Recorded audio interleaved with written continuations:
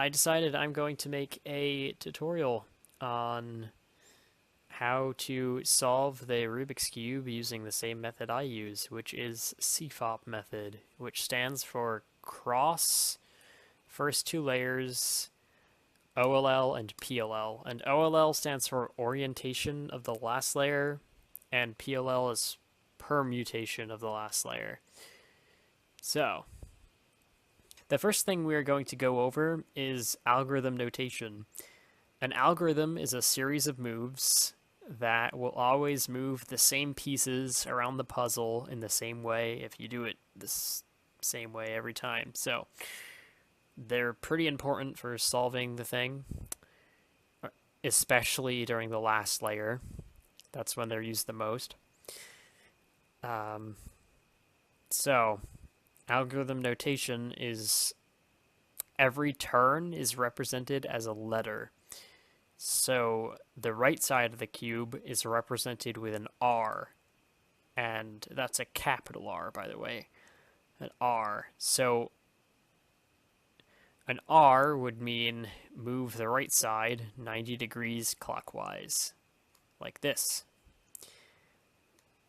An R2 would be move the right side 180 degrees, like this.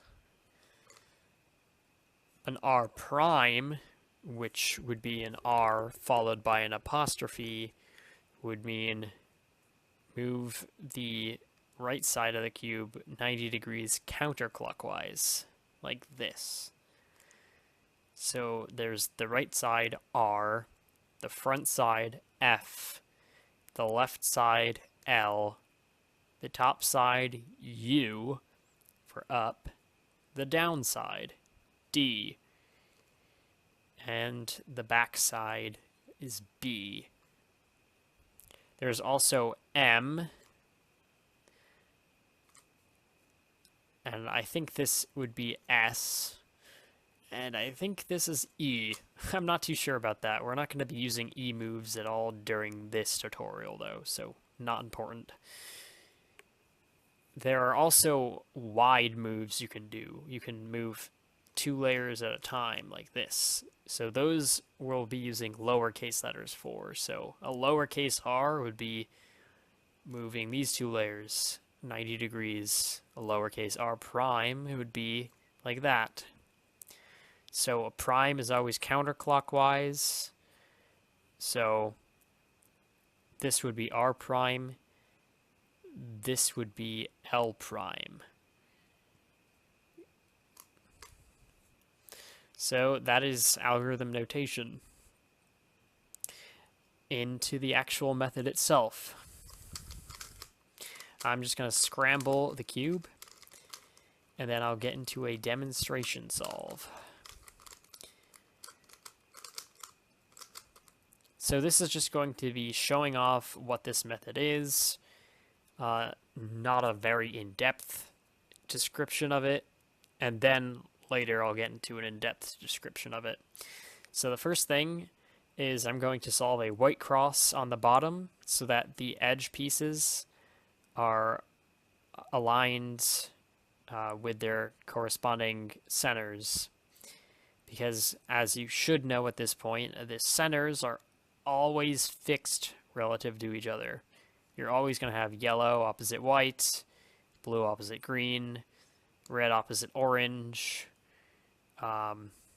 They're all relatively in the same location at all times. You also have edge pieces which have 2 stickers on them, and corner pieces which have 3 stickers on them. You're never going to swap a corner with an edge piece. It doesn't work that way. You should know this by now, though. So, I'm going to solve the white cross. I'm going to do it like this.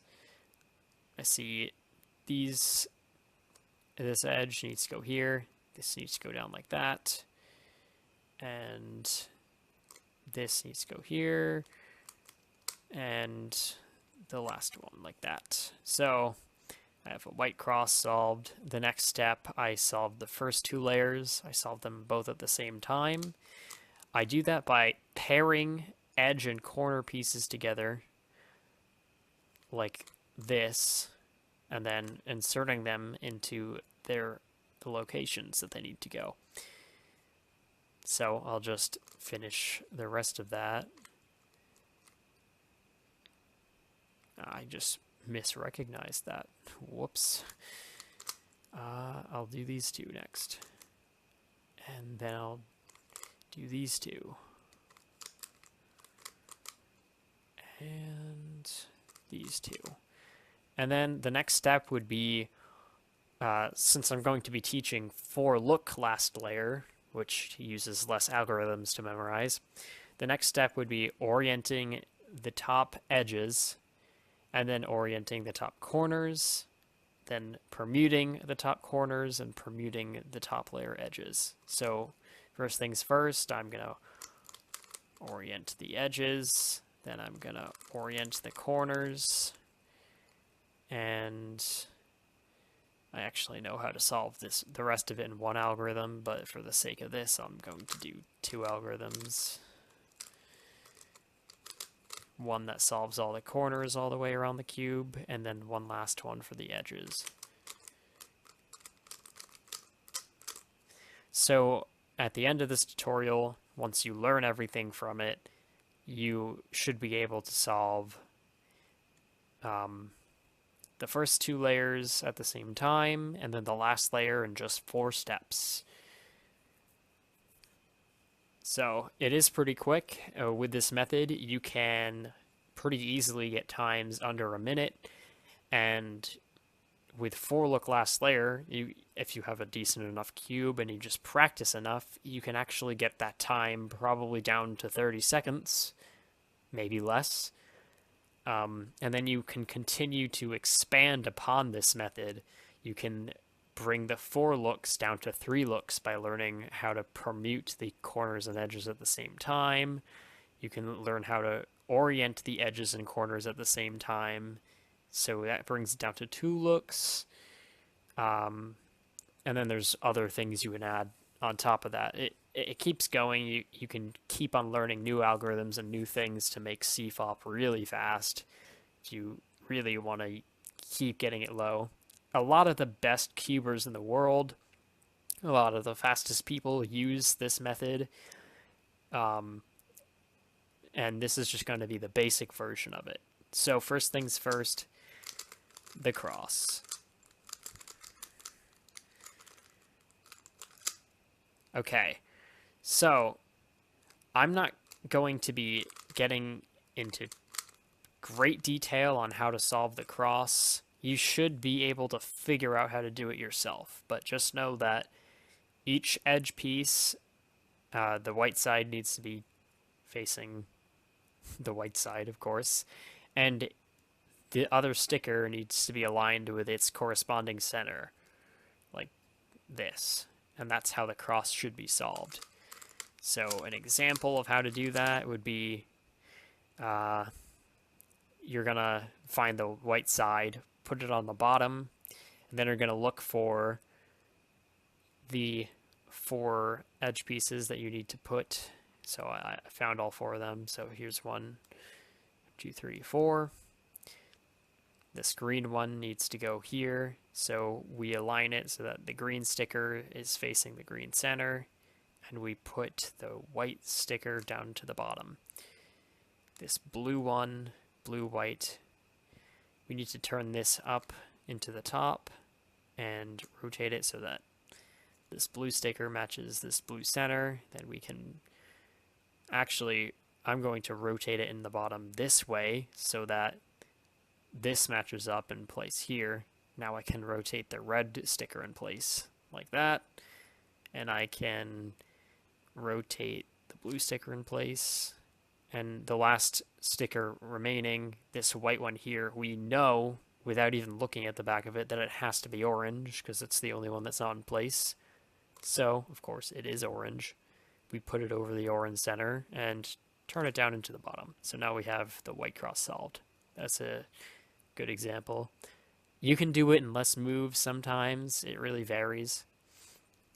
But anyway, on to the next step, the first 2 layers. So all around in between these solved edges and centers, there are going to be edges and corners slots that are unsolved. We need to find corner and edge pieces that will go into these slots. Right here is a perfect example. We have this corner that needs to go down here, and this edge that needs to go in here.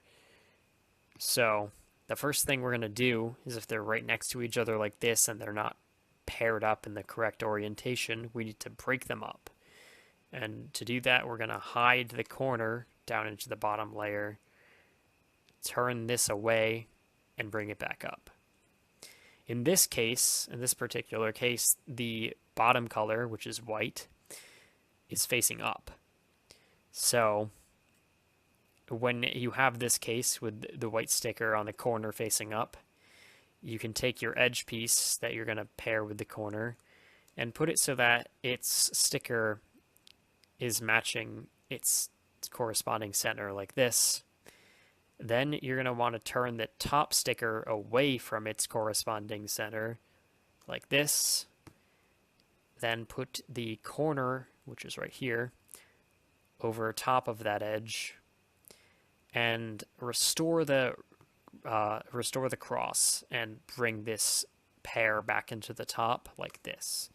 So now these two are paired up and the cross is restored again. And now they need to go into their corresponding slot.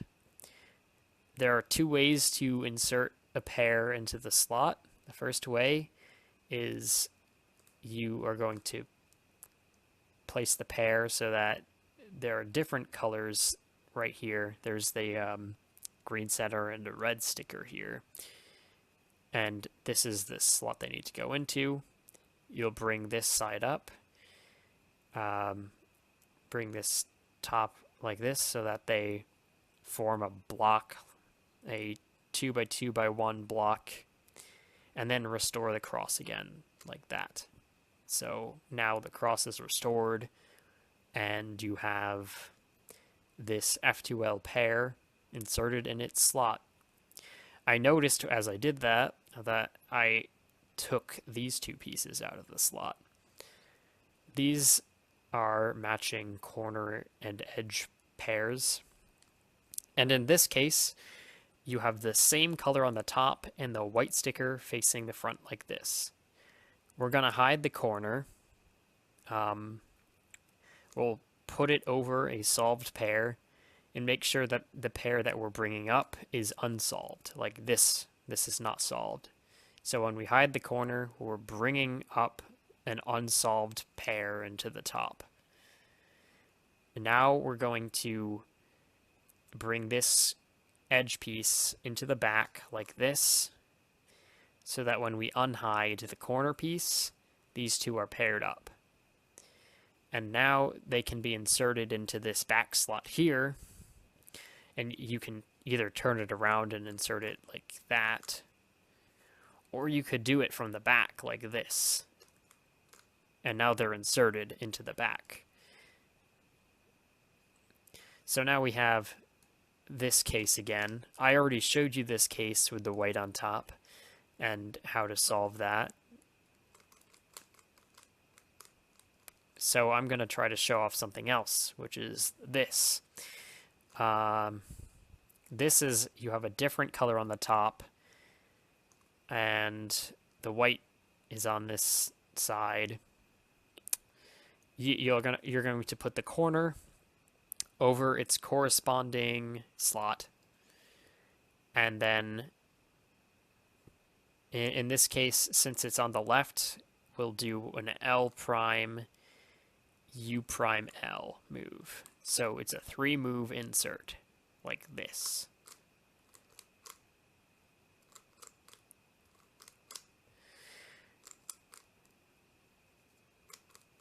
It can also be done in the mirror of this case from the right side, like this.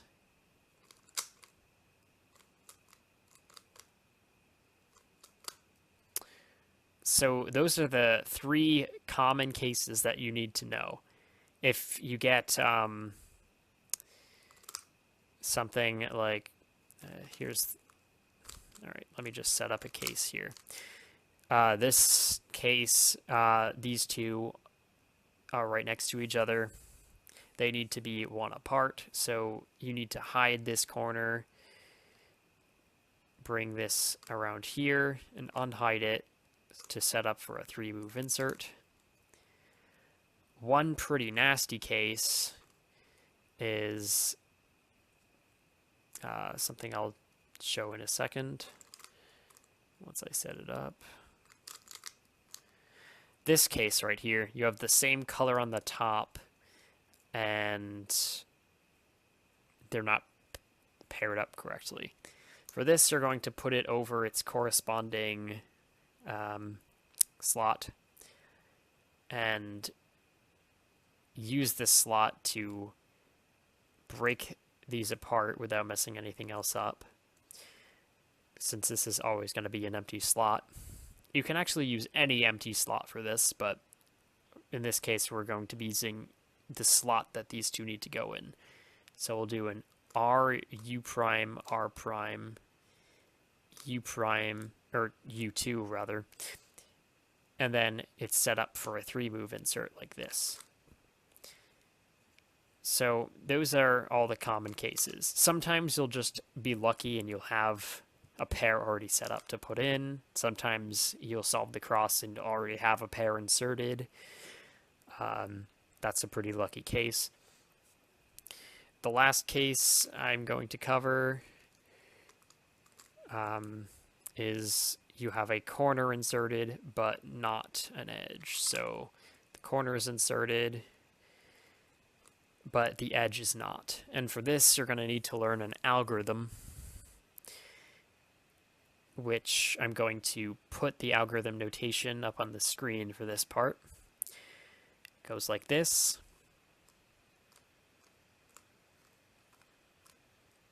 And that solves it.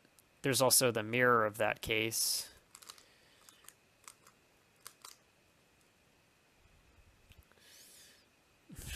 Once I set it up. Okay. The mirror of that case with it on this side instead of the other side. You can do this with wide R moves like this, or you could just do the mirror of the algorithm I just showed you. Either one works. I tend to use the wide R moves because I like to use my right hands more. So that's like this.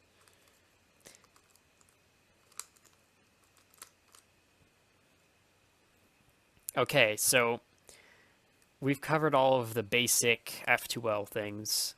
You should know how to hide corners while bringing up unpaired slots, and then unhide them in a way that you can then solve the pair and then insert them. If you are having trouble with it, just keep practicing it until you get the hang of it. I'd say you need to really memorize all of these cases. They're not difficult. They shouldn't take too long to learn. But anyway, now we're on to the next step. The last layer, specifically orienting the edges of the last layer. And there are a few different cases you can encounter with the edges. You can encounter a cross, which is already solved. Great job. You can go on to the next step. You can encounter an L shape like this. You can encounter a line across, so two opposite edges are oriented and then the other two are not. And you can encounter just a dot, so all of the edges are in the wrong orientation. So in this case, we have this L shape. For this, we're going to be using a pretty easy to remember algorithm. It uses a wide F move like this. So wide F and then R, U, R prime, U prime, wide F prime. And by the way, the R, U, R prime, U prime move is often referred to as the sexy move because it is used very frequently, and us cubers decided to give it a name because it's easy to remember. You can actually just remember that algorithm I just showed you as wide F, sexy, wide F prime. That's just 3 things to remember. So if you can remember that RU, R prime, U prime is just sexy move, it makes learning algorithms that include the sexy move easier to learn because you can just replace the letters with simply sexy move. So the next case is this line across. For this, instead of a wide F, we're just going to do a normal F. So F, sexy, F prime, like that. Boom, the edges are now oriented. And the last case is a dot. So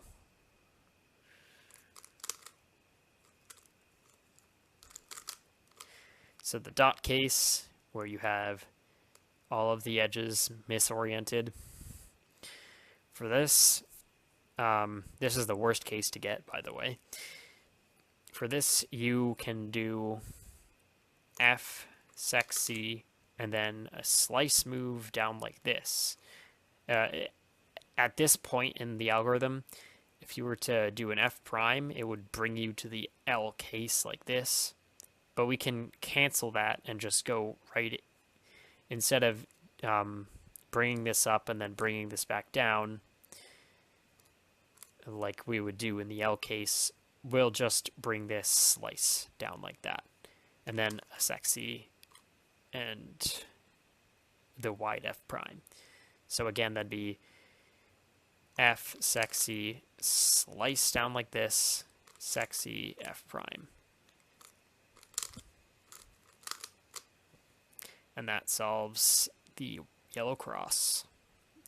So those are all of the things you need to know to solve the yellow cross. And now we just need to know how to orient the corners. This part is a lot harder. And I'm going to be twisting corners just to put it into states, just to make it easier to explain. Of course, twisting corners is an illegal move. You're not allowed to do that during a solve. You aren't actually able to do that with a Rubik's brand cube because it's so stiff. You can't twist the corners. But on this cube, I'll just be twisting corners to put it into different cases.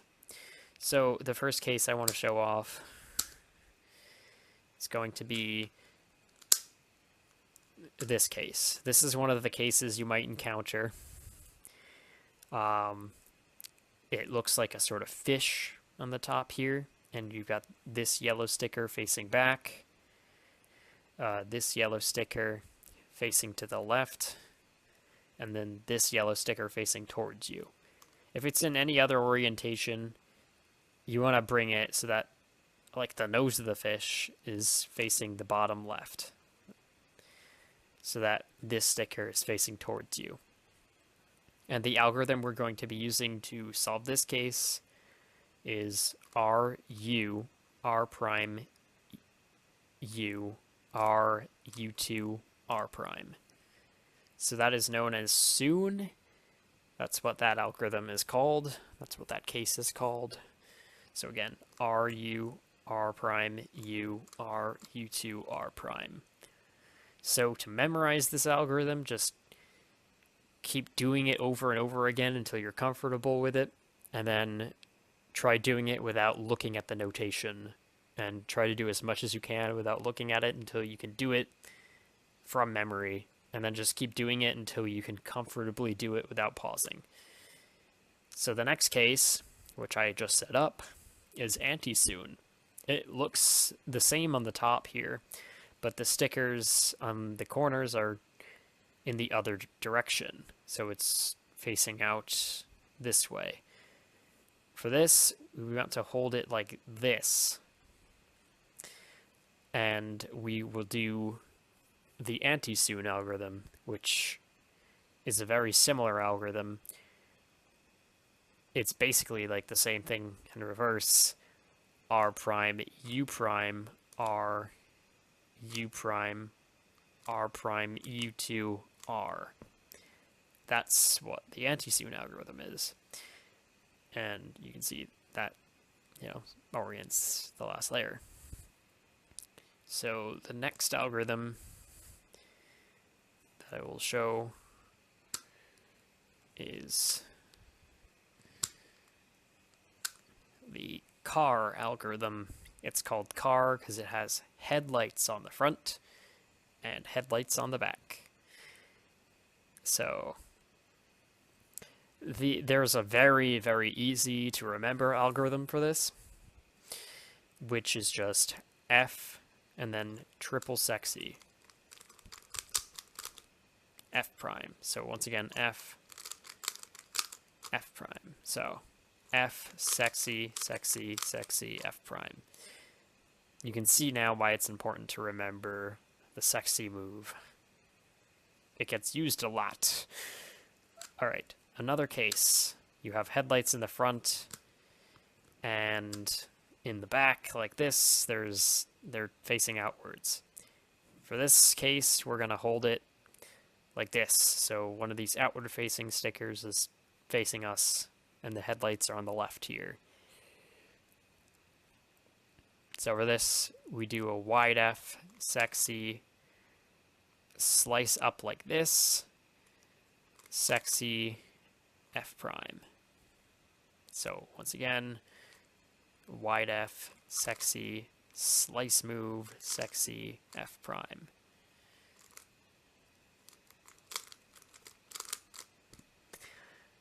Again, keep doing it until you're comfortable with it and you feel like you've memorized it, and then try doing as much as you can without looking at the notation until you get it down. So the next case,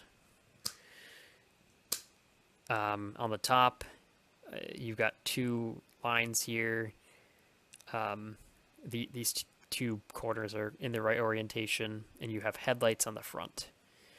This is a bit harder to memorize, but it's still important. It comes up pretty frequently. So R2, D, R prime, U2, R, D prime, R prime, U2, R prime. So that is headlights. That took me too many takes to do. The next case, similar looking to headlights, but completely different. It looks the same on the top, but instead of headlights, we have these outward facing stickers. This is called chameleon. So if you want to remember the name of it, it's the chameleon algorithm. So wide R, U, R prime, U prime, wide R prime, F, R, F prime. Sorry for the camera shaking. It's, I don't have a good camera to film with this with, so I'm just using my laptop. So that's how to do chameleon. The next case you need to learn is bow tie, which looks like this. There's only one case that looks like this on the top, where you have opposite corners solved and then these two unsolved, and that's bow tie. So you want to hold it like this. So this sticker on the right is facing you, and then you do F prime, wide R, U, R prime, U prime, wide R prime, F, R. And that solves that case. And I believe that is all of the second look OLLs. That's all the corner orientations.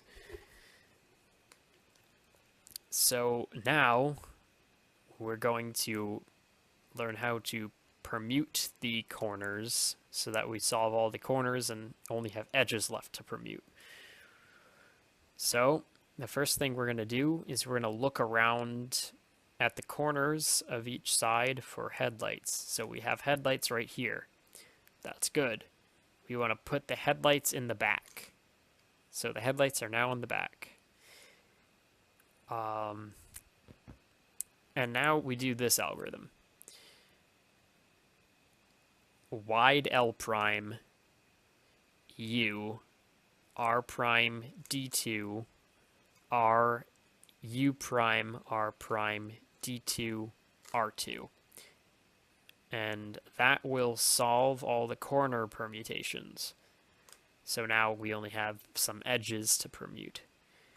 If you run into a case where you don't have headlights anywhere around the cube, which sometimes happens, you can just do that algorithm, and then there will be headlights somewhere on the top of the cube, and then you put those headlights in the back and do it again. Or if you feel so inclined, you can learn a new algorithm, which I'll get to in a second. So if we don't see any headlights anywhere around the cube, we can, first of all, look to see if there are no bars, no matching pieces anywhere. If there aren't any, you're actually in luck. Now, if that is the case, you're going to want to look for just look at one corner and one edge adjacent to it. If the sticker color facing you and the sticker color on that edge are matching, hold it like this. If not, rotate it 90 degrees. So in this case, these two aren't matching, so rotate it 90 degrees in either direction, and then you're good. If you don't have this case, but you also don't have headlights, just do the algorithm from any position. It will solve the corners. But if you have this particular case, doing this algorithm will solve the entire cube. So here it is. So wide L, U. That's how it starts. Wide L, U.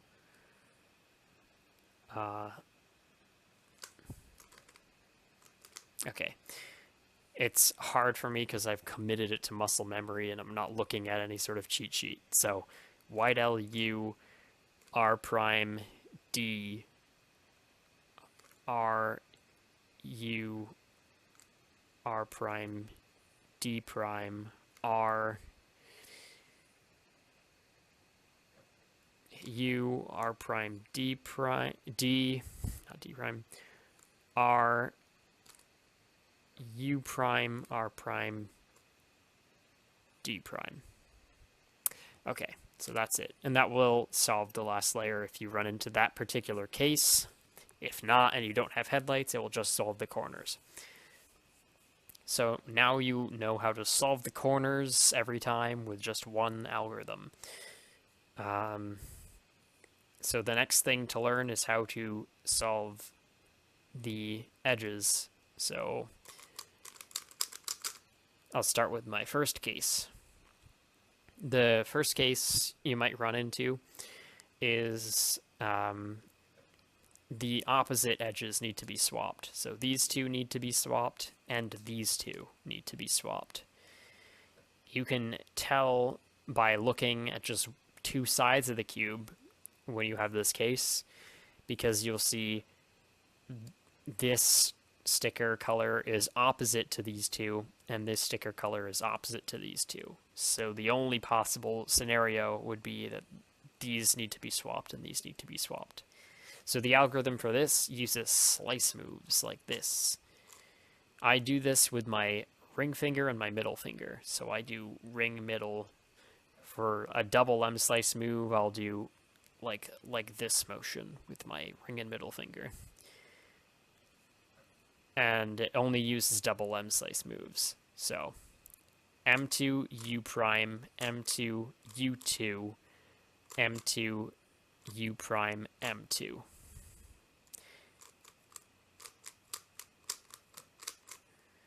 And this is a really fun and fast algorithm once you get it down.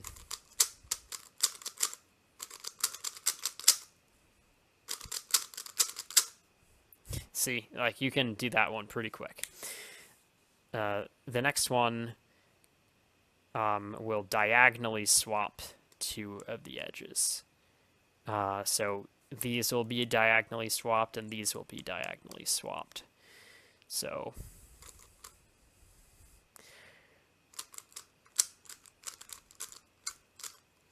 just to show you what that looks like, if you see this, you know these need to be diagonally swapped. You can just look at two sides again.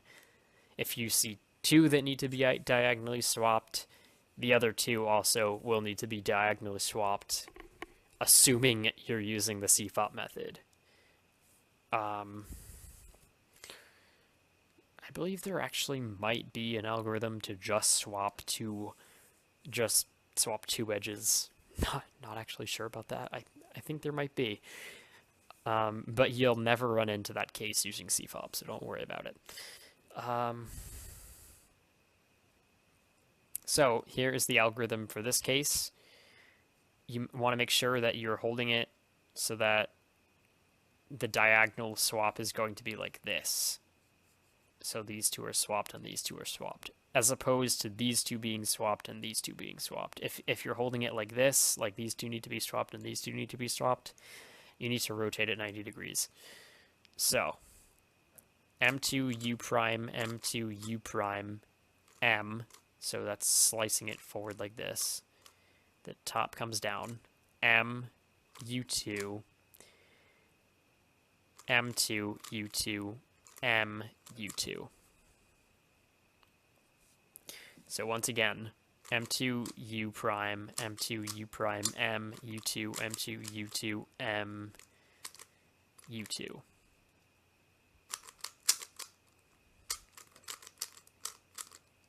There's like some dirt on my cube or something. All right, so that's that.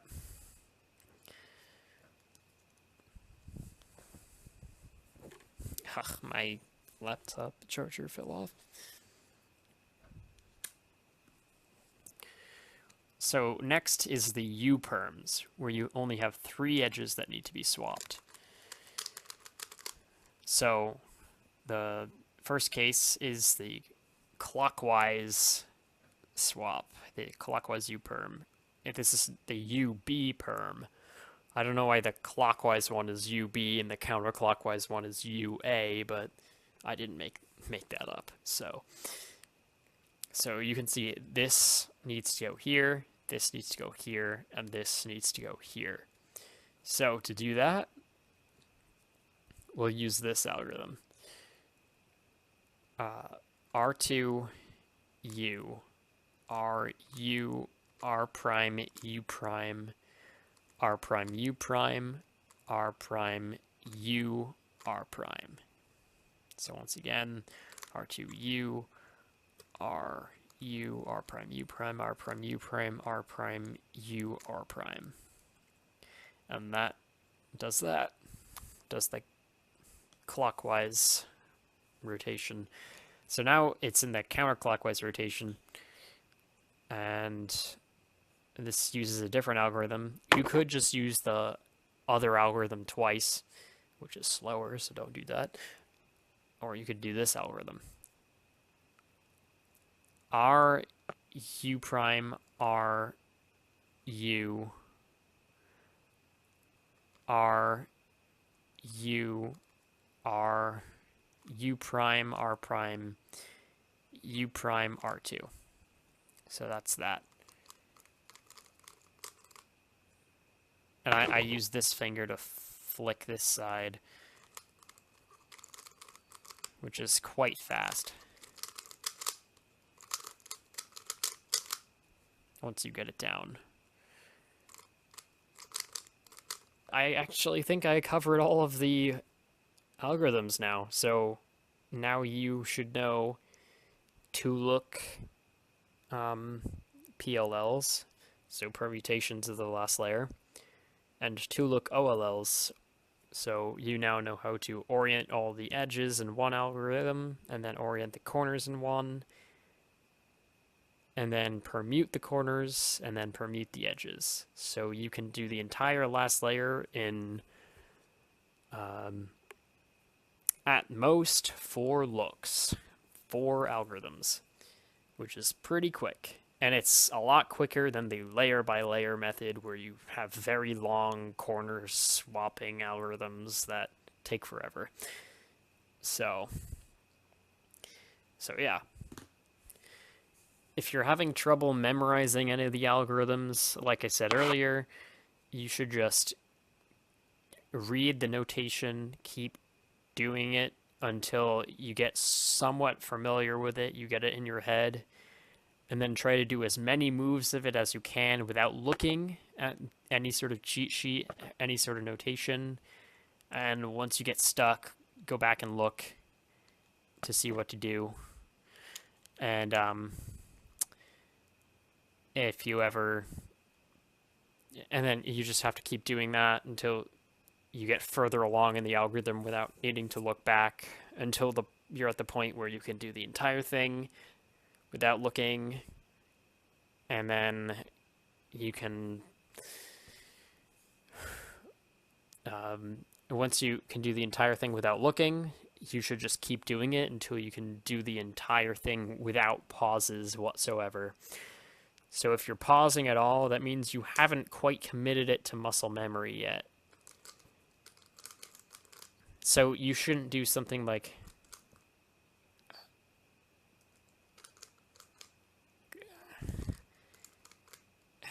if you're doing that, you could do better. You could smoothly do this every time. You need to get to the point where you aren't making any pauses, and that's when you know you've memorized the algorithm. At that point, you can take a break from memorizing it, and then make sure you can still do it the next day. I'd say once you memorize an algorithm, to fully commit it to memory, you need to be able to do it the next day after you sleep and then wake up. So once you can do that, you've memorized the algorithm. It might be quite difficult if you're just starting out to learn all of these algorithms all at once in one day. So I'd say start with the OLLs. Learn all of the edge orienting ones. You can pretty easily learn all of those in a single day because none of those are difficult. And then I'd say try to start with the easier corner ones. Maybe learn 2 or 3 a day, and just keep learning 2 or 3 a day until you know all of those. Then move on to the PLLs in this video. Just learn a few a day until you're finally at the point where you know every algorithm in this video. And at that point, you'll be able to solve the cube in just 4 looks. Or, not the cube in 4 looks, the last layer in 4 looks. And then from there, you should really just keep practicing the F2L. Try to get faster at it. Try to see how much of it you can do without looking. Like if you see a case, try to solve. So something like this, you want to put these 2 in this corner, close your eyes and see if you can do it with your eyes closed. You should eventually come to a point where you can just know all the moves. You're just gonna have to trust that I'm closing my eyes right now. So you just want to be able to close your eyes before doing the whole thing. You should picture it in your mind. You should know exactly how to do it, because during F2L, if you know how to do the entire insertion without looking at it at all, you can look at other parts of the cube while you're inserting it, and this will help you look ahead. This will help you see moves you can make without making so much of a pause in between every F2L insertion. So that's one strategy. So try to do every F2L pair insertion without looking until you are comfortable with every case. And then you should never, during solves, you should never be looking at the insertion when you're doing it. Just, you can occasionally glance back at the pair to see, oh, yeah, I did solve it correctly or something. But you should be looking around the cube for other future pairs to insert and things like that. Another thing I didn't really go into is there's a move called the sledgehammer, which is another way to insert the pair. You can insert the pair like this, and then hide this pair and bring this top layer down like this. So once again, that would be like an R prime. It's kind of like a sexy move done from a different angle, so it's like that. And as you can see, that actually does things to the top layer. It will change orientations of pieces. So if you're on your last pair and you can predict you're going to get a dot case, you can just do a sledgehammer and you won't get a dot case. You will either get a line case or an L case. Or if you have an L already formed and a pair right here, let's say this edge is oriented correctly. If you have an L here and do a sledgehammer, that will orient all the edges. So that's one way to do the last pair of F2L more efficiently, so you can skip part to the next step. Another thing you can eventually get into is learning how to permute the entire last layer in one algorithm instead of two. You can permute the corners and edges at the same time, but for that you're going to need to memorize 21 different cases instead of just a few. And you can learn every single OLL, so every single orientation of the last layer, like this one. This is a very easy one, for example. It's just sexy sledge. It actually solved the whole cube, but it doesn't always. So there are some really easy OLLs that orient corners and edges at the same time. Like this one, for example. This is a T shape. You hold it like this. There are headlights at the front. This is F, sexy F prime. Easy.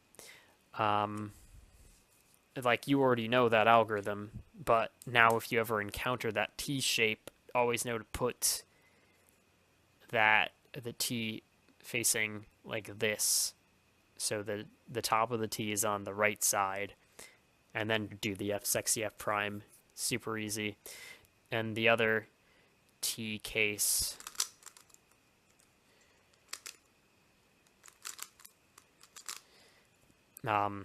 where there aren't headlights, is just a sexy sledge. And you can actually learn every OLL. There's over 50 of those, so I haven't even learned all of them yet. But if you really want to go at it, you can learn all of those, and you can get your last layer down to 2 looks.